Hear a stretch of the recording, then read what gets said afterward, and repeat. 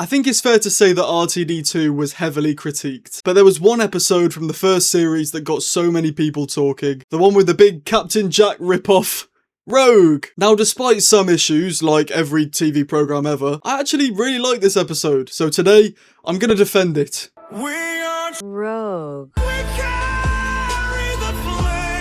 Before we hop in, please do drop a like on the video and subscribe if you're new. It'd mean the absolute world. You can become a channel member if that's your thing. If you don't want to do any of that, that's absolutely fine. If you want to go away right now and you never want to see my silly, stupid face ever again, you can do that too. But without further ado, let me put my neck on the line to all the grifters and defend this car crash of an episode. First off, I'm a sucker for a romance story. I've been told that I don't give off those vibes, but genuinely, throw a romance story at me and I'll crumble. Man and man, woman and woman, they and them, tree and plant, I don't know, whatever. If it's good, I watched a bloody short film about two volcanoes falling in love. It's called Lava, it's great. We thank the earth, still the sky we thank to. I love you.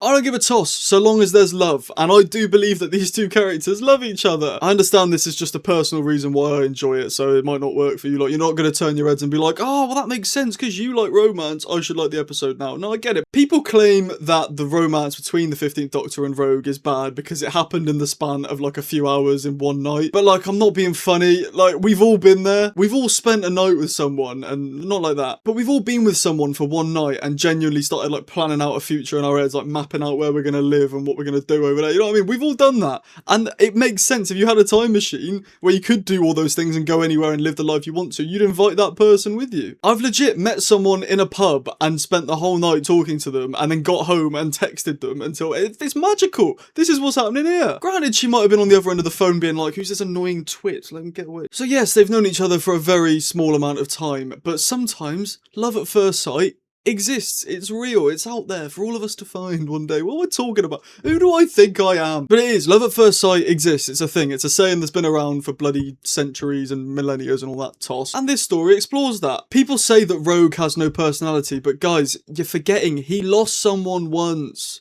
Stupid flipping idiots. Jokes aside, I do get this one. He was a pretty nothing character, but to me, I didn't care about him. I cared about how he made the Doctor feel. It's like, for me personally, I don't care about getting to know my friend's boyfriend. All I care about is that he makes her happy. You see what I mean? I don't get to know him and be like, oh, you might be the perfect match for her, but why should you be interesting to me? But then again, it is fair criticism that in a TV show, every character should have some depth and you should care about them. But I think the part that Rogue was playing in this episode was a love interest for the Doctor. And I think we don't have to fancy him and want to know all this stuff about him. As long as the Doctor does, and we can see that the Doctor does, which I think we can see in this episode, that's enough for me. You lot out there who like to dissect every sentence and be like, ooh, Lady Macbeth wears red because she's a freaking whore. What is that about as well, English teachers? Like, are you sure he didn't just pick out the red dress? Alright, let's do the big one. This is the one that in the comments section is going to get everyone to be like, what the hell are you even talking about, man? People claim that the Doctor should be asexual.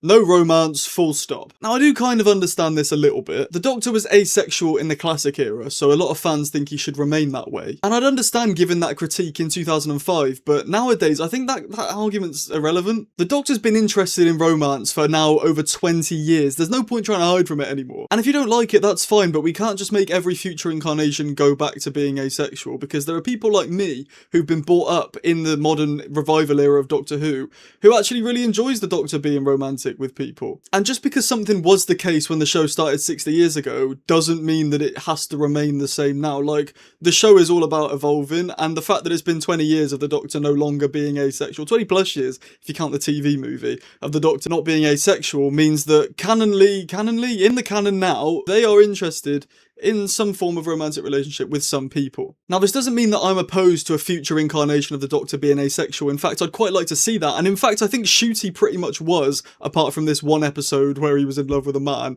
I think people like to the grifters love to just brand ncuti as like the overly sexual Doctor. But actually, if you look at it, like, ncuti really was just friends with everyone, apart from the one episode where there was one guy he was interested in. But no, show's woke. A future incarnation that is asexual would be great, and I'd be really up for that. But I don't think every incarnation going forward should be asexual. There's a balance, and I can respect that being on one side of it, so I hope others can respect that too. Although they probably won't, I can smell the comments already. The final point that I'm going to bring up is the homophobes. This was a big problem for the episode. It was a very easy target. It was the first male Doctor being interested in another male properly romantically. Obviously you had like David Tennant kissing Captain Jack, but I don't think they were like longing after each other, ready for their happy ever after, like these two were. And this caused trouble with some fans online and headlines calling it woke and Russell pushing his agenda onto us and stuff like that. Just all that stuff that just literally, if you think about it for a second, makes no sense. They all immediately jump onto the same thing of like, the show is woke. And like, when they say Russell's trying to push his agenda, what agenda? That gay people exist. Oh, but we like when like gay people were mentioned in Midnight in like a passing sentence. Like it was like really discreet and subtle. Sky Silvestri has a wife, but they mention it like really discreetly under their breaths so we can barely hear it. Why does it matter how obvious it is? If you're fine with homosexuality being mentioned on the show, then it shouldn't matter if it's whispered quietly or screamed from the high heavens. Like what? It makes no sense to me. The ultimate thing I want you to take away from this is point 2 that I made, which was that you can have a night with someone and immediately want to spend the rest of your life with them. That can happen. And that was arguably the main critique. I mean, obviously the main proper critique, not just people screaming that the show's woke. Now, obviously you don't have to like Rogue, and this isn't a video defending the episode, this is a video defending the relationship. And personally, I'm not ashamed to admit it, this was my favourite episode from the first season of Doctor Who. I don't think it was the best, I think Dot and Bubba or 73 Yards probably took that crown,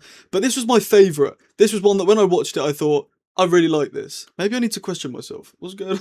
Do you like it? Do you not like it? Let me know in the comments. Obviously, there's going to be comments of people being like, this is so wrong, show is so woke, no gay relationships, Doctor is asexual, blah, blah, blah. And like, just ignore those. If you want to leave me actual reasons why you think the Doctor should be asexual going forward and be polite and we can have a nice chat, that's fine. But if you're just going to scream and shout at me, I just ain't replying to you. Soz, #lol. If you enjoyed the video, please drop a like. If you didn't, drop a dislike. The button's there. So if you didn't like the video, press the button that says dislike. If you're new around here, subscribe with notification bell on. It means the absolute world. You get notified every single time I post, which is 4 times a week. I've actually changed the upload dates. It's now Tuesday, Wednesday, Friday, Sunday. So you can tune in on there. You can become a channel member. If that's your thing, you get early access to review videos alongside a bonus Q&A which is on its way. And you get your name at the end of every video. If you just want your name at the end of the next video, you can leave a one-time payment of a super thanks in the comments, but you absolutely don't have to, as always. And if you're on mobile, near the comments, there's a button that says hype. If you push the hype button, it's completely free. It pushes my video out to more people, gets me TikTok famous. We all win. Thank you for watching. Have a great rest of your day. I've been Sam. I'll see you later. And ta-ra.